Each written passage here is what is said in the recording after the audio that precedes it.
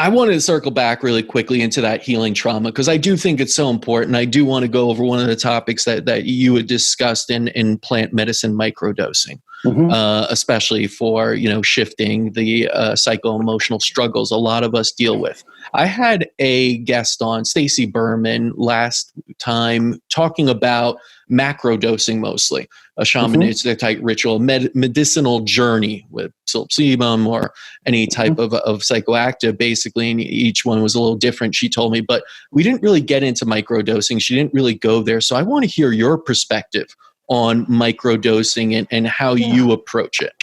Yeah, so my background is in Taoism, which has a long history of ingesting substances to alter perception of reality. And that's really what psychedelics are. There's a whole category of plants in Chinese medicine that are into this category called opening the orifices. They allow us to perceive reality, scent, sight, sound, taste, in different ways. And when you take a psychedelic, you perceive reality differently. You step into a different zone, and the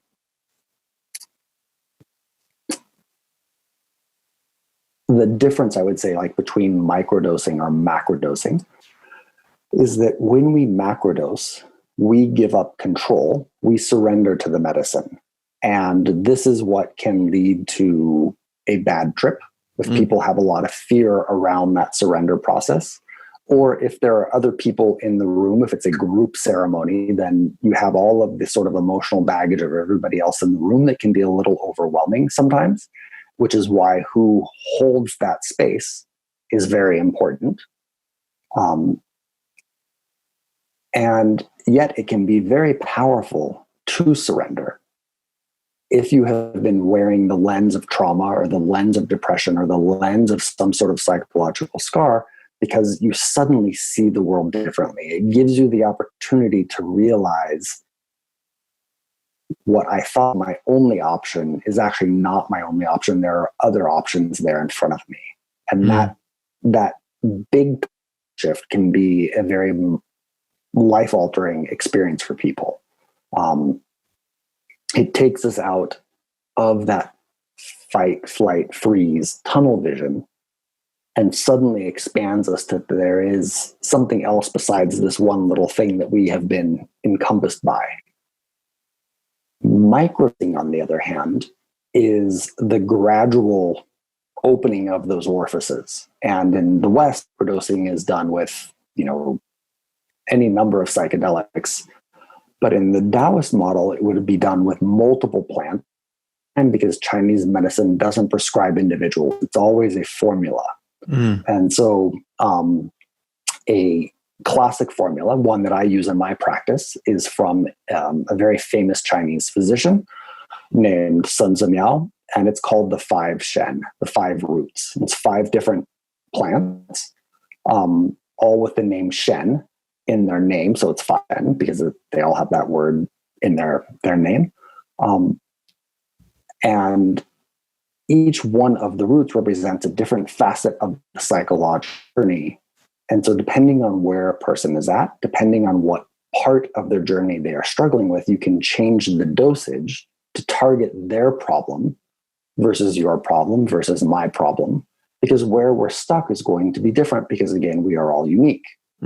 And so the idea of microdosing in the Taoist model is to try to help a person unravel where they are stuck versus just taking something so they open their mind to experience reality differently. You can actually make it more targeted. And the way that I was taught to do it, the sort of classical Taoist approach, is you drink the tea and then you do meditation. You do your introspective work. It doesn't have to be any sort of esoteric, fancy meditation. It's that you sit with your own demons, you sit with your own thoughts, you sit with your own traumas after you drink the tea. And it helps process it. It helps you to see it from a different perspective and to interact with it in a different way so that you can hopefully just that experience, get rid of what doesn't serve you, integrate what does serve you, and then move on with your life, which is what emotional experiences are supposed to be. When we can't do that, that's called PTSD, right? We continue to be the event in the present day, even though it's not there, because we didn't digest it, basically. So you're using these 5 Shen herbs in a tea to ingest, right? And it sounds like you have to be somewhat skilled and artful with this, because you're talking about the combination of 5, right? That's going to be a formula that's going to be very personalized to the individual. It can be. And when I work with somebody one-on-one, I tend to customize it for them. But I also have 3 blends that I use on my website for the general public that are sort of simplified forms of it. And I do a 3 Shen, 3 herbs. That's where most people end up being stuck. If we look at the first one is for the recurrent stories. So it helps to slow down that skipping record of living the same thing over and over and over again. So that intensity isn't there quite as much, right? We slow the experience down, but we don't. The next herb in that formula is one that drops you into yourself. It helps you to sort of physically embody and be present with yourself, because that's the next step that has to happen in the journey. The third herb helps us to begin to separate from that experience, to realize we are not experience that we keep living. We are actually something different from that.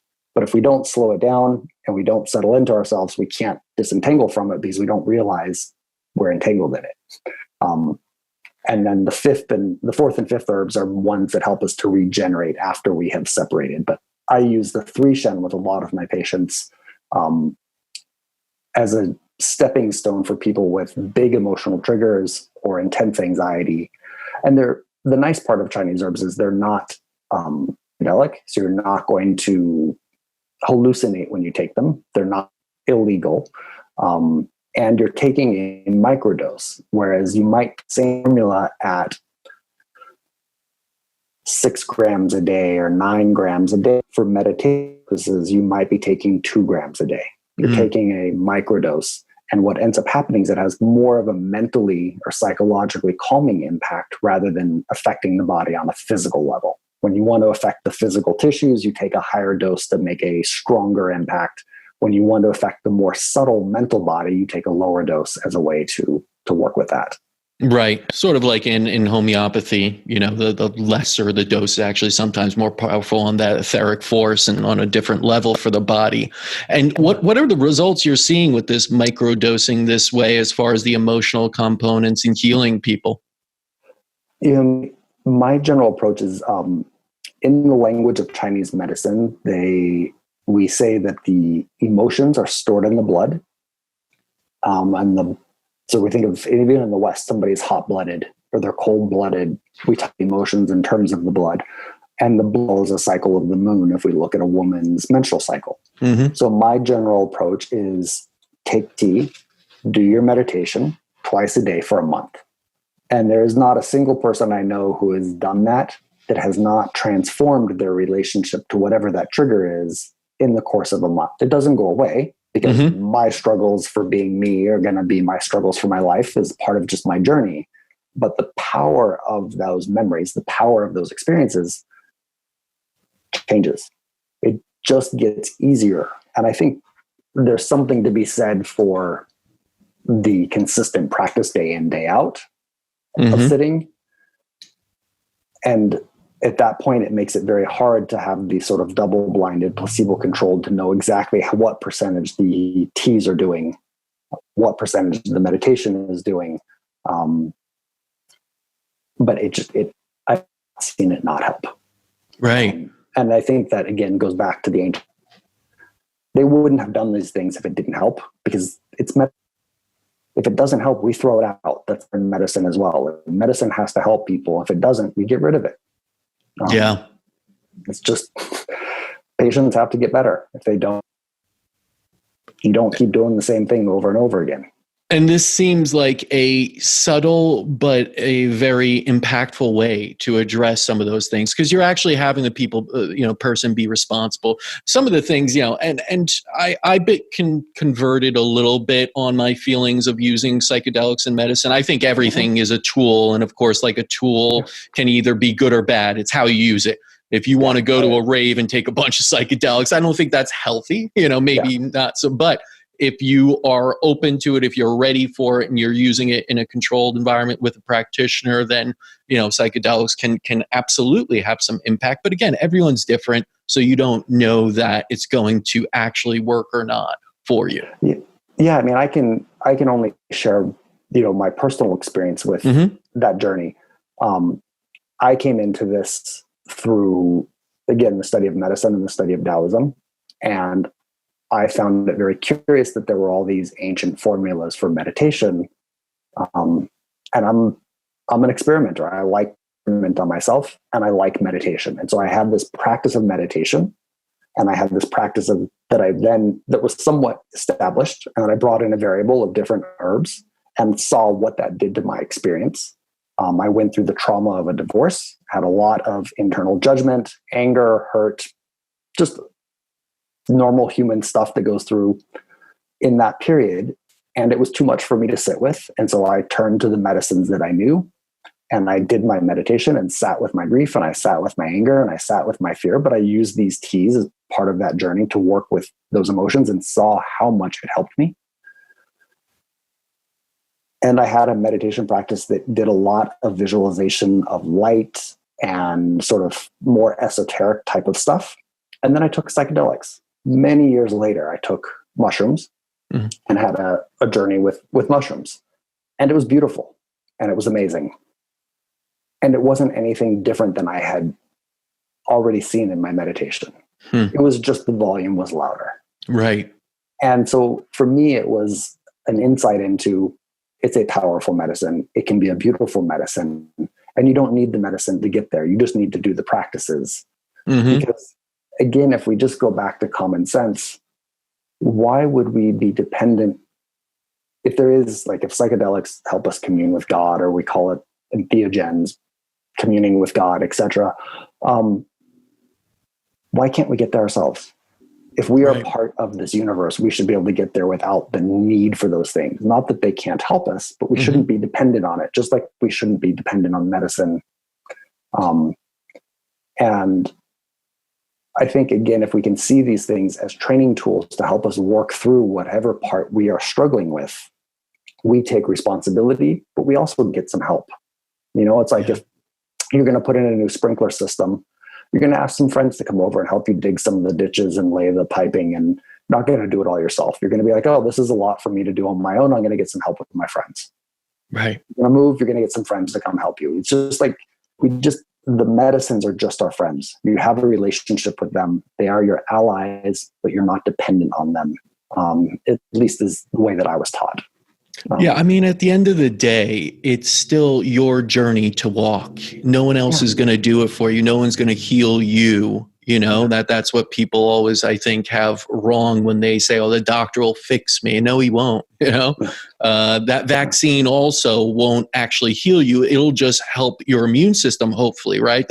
So all of these things people think, oh, that's healing. Like, you are the only person that heals you. And it's your journey, your responsibility, your experience, all of that. How you get there is always different, but don't expect that, ingesting an herb or taking any medicine will suddenly do it for you.